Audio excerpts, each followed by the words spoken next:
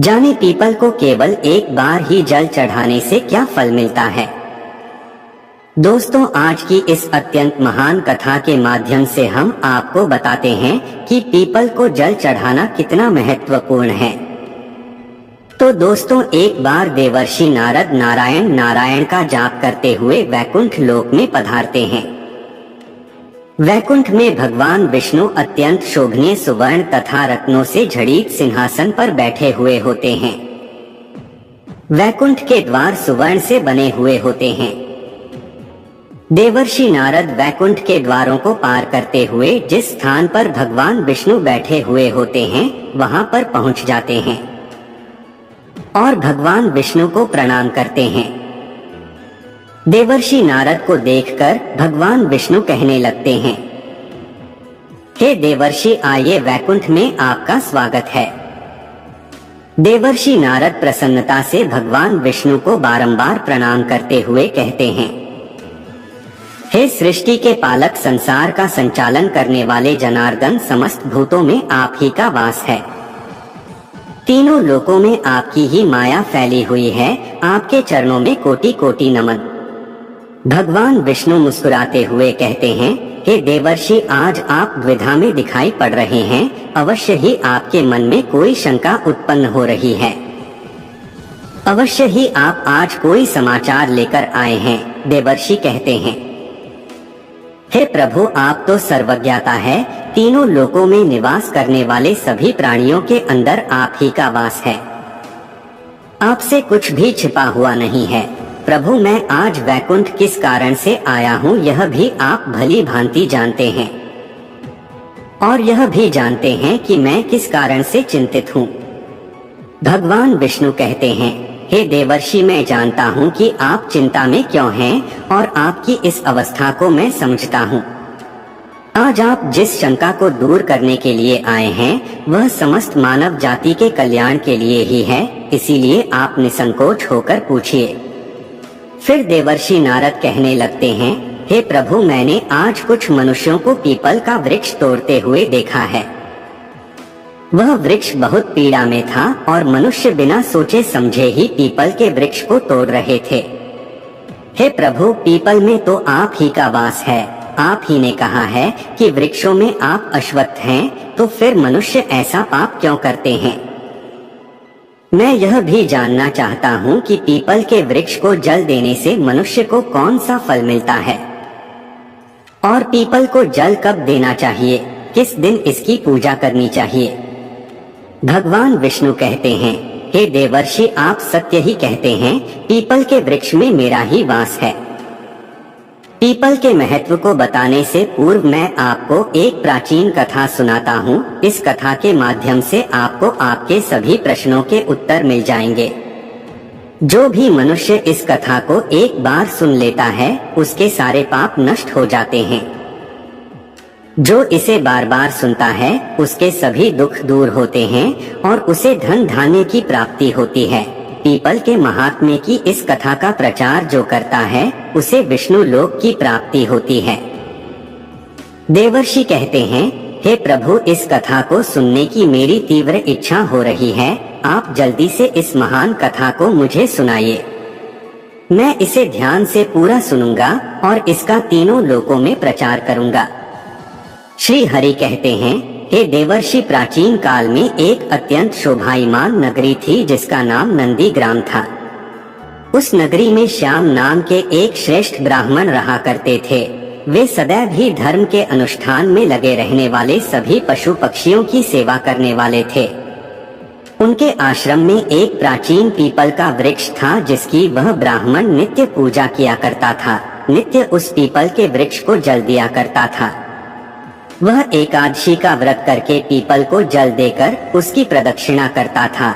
बाहर जाते समय वह रोज पीपल को नमस्कार किया करता था। इस प्रकार से उस ब्राह्मण ने उस पीपल के वृक्ष की पूजा करके बहुत सारा पुण्य अर्जित कर लिया था। फिर एक दिन एक भयानक राक्षस भोजन की तलाश में उस श्याम ब्राह्मण के आश्रम पर आता है और इधर उधर देखने लगता है। तभी वह ब्राह्मण कुटिया से बाहर आकर देखता है तो एक विशालकाय राक्षस वहां पर खड़ा हुआ है।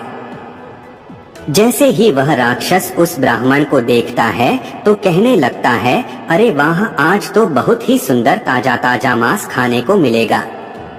यह ब्राह्मण तो बहुत ही जवान, सुंदर और गुणवान दिखाई पड़ रहा है, अभी मैं इसी को चबा डालता हूँ। उस राक्षस को देखकर वह ब्राह्मण बिल्कुल भी भयभीत नहीं होता है और उस राक्षस से कहने लगता है, हे राक्षस, इस गरीब की कुटिया में तुम्हारा स्वागत है।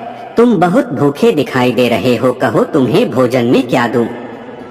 ब्राह्मण के इस प्रकार के वचन सुनकर वह राक्षस आश्चर्य में पड़ जाता है और सोचने लगता है, बड़े आश्चर्य की बात है, यह ब्राह्मण मुझसे जरा सा भी भयभीत नहीं है, यह अवश्य कोई बड़ा तपस्वी दिखाई पड़ रहा है।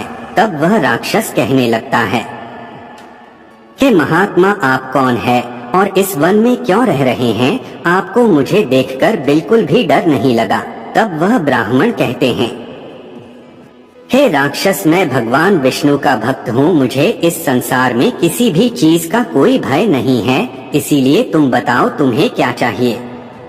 तुम्हारी जो भी इच्छा हो वह पूरी की जाएगी, आओ इस वृक्ष के नीचे आसन ग्रहण करो। तब वह राक्षस जैसे ही उस वृक्ष के नीचे चला जाता है तो उसका शरीर जलने लगता है और तुरंत ही उसकी मृत्यु हो जाती है और एक दिव्य मनुष्य उस राक्षस के शरीर से बाहर निकल आता है।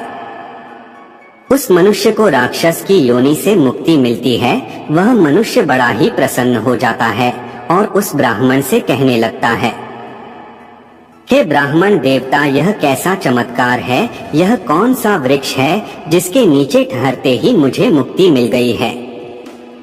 तब वह ब्राह्मण कहता है, हे महात्मा, यह पीपल का वृक्ष है, यह साक्षात भगवान विष्णु का ही रूप है, यह सभी पापों का नाश करने वाला है। इस वृक्ष के सानिध्य में आने से तुम्हारे सभी पाप नष्ट हो गए हैं। फिर वह दिव्य मनुष्य स्वर्ग की ओर जाने लगता है। फिर एक दिन यमराज अपने दूतों को बुलाते हैं और कहते हैं, हे दूतों, तुम जाओ और नंदी ग्राम में निवास करने वाले श्याम नाम के ब्राह्मण को पकड़कर यहाँ पर लेकर आओ। यमराज का आदेश पाकर वे दूत यमलोक से धरती पर आते हैं और उस ब्राह्मण को जीवित ही पकड़कर यमलोक ले जाने लगते हैं। रास्ते में महात्मा श्याम उन दूतों से कहने लगते हैं, हे दूतों, तुम यह क्या कर रहे हो? मेरी तो मृत्यु भी नहीं हुई है और तुम मुझे पकड़कर यमलोक लेकर क्यों जा रहे हो? फिर वे यमदूत कहने लगते हैं, अरे ब्राह्मण, तू चुपचाप हमारे साथ चल, खुद यमराज ने हमें तुझे उठाकर लाने का आदेश दिया है। पता नहीं तूने ऐसा कौन सा भयंकर अपराध किया है, हम भी जानना चाहते हैं कि तूने कौन सा पाप किया है। फिर वह ब्राह्मण शांत रहकर उन यमदूतों के साथ यमलोक जाने लगता है। यम के दूतों को भी बड़ा आश्चर्य होता है।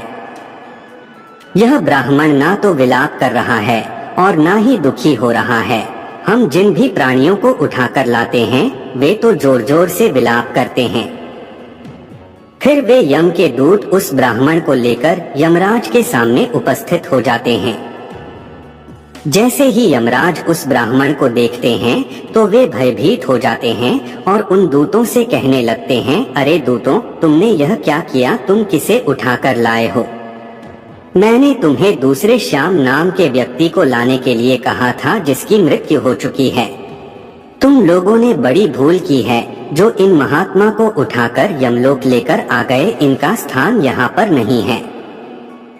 भगवान विष्णु की भक्ति करने वाले, नित्य पीपल की पूजा करने वाले इन महात्मा को उनकी इच्छा के बिना यहाँ पर उठाकर लाना घोर पाप है। तब वे यम के दूत कहते हैं, हे धर्मराज, हमें क्षमा करें, हमसे बड़ी भूल हुई है। फिर वे यम के दूत उस ब्राह्मण से क्षमा मांगते हैं और वह ब्राह्मण भी उन्हें क्षमा कर देते हैं। यमराज उस ब्राह्मण से कहते हैं, हे ब्राह्मण देवता, आपकी पत्नी तथा पुत्र आदि बहुत दुखी और व्याकुल होकर रो रहे हैं। कृपया आप वापस अपने घर चले जाइए। अपने दूतों की भूल के लिए मैं आपसे क्षमा मांगता हूँ। कृपया आप अपने घर को लौट जाइए। फिर वह ब्राह्मण कहते हैं, हे धर्मराज, आपको प्रणाम है। इन दूतों से जो भूल हुई है उसके लिए तो मैं उनका आभारी हूँ। उनकी भूल के कारण मुझे जीवित रहते हुए आपके दर्शन करने का सौभाग्य प्राप्त हुआ है। ऐसा सौभाग्य बार बार किसे मिलता है? हे धर्मराज, मेरी आपसे एक विनती है। मैं संपूर्ण नरकों का दर्शन करना चाहता हूँ जहाँ पर पापी मनुष्य को कष्ट भोगने पड़ते हैं। ब्राह्मण की बात सुनकर यमराज प्रसन्न हो जाते हैं और कहते हैं, हे ब्राह्मण देवता, ठीक है, अगर आपकी यही इच्छा है तो मैं आपकी इच्छा को अवश्य पूर्ण करता हूँ। फिर यमराज उस ब्राह्मण को समस्त नरकों का दर्शन कराने के लिए ले जाते हैं। उस शाम ब्राह्मण ने देखा कि पापी जीव नरक में पड़कर कष्ट भोग रहे हैं। कोई शूली पर चढ़े हैं, कुछ प्राणियों को हिंसक पशु खा रहे हैं, कोई तपी हुई बालू पर चल रहे हैं और बिलाप कर रहे हैं।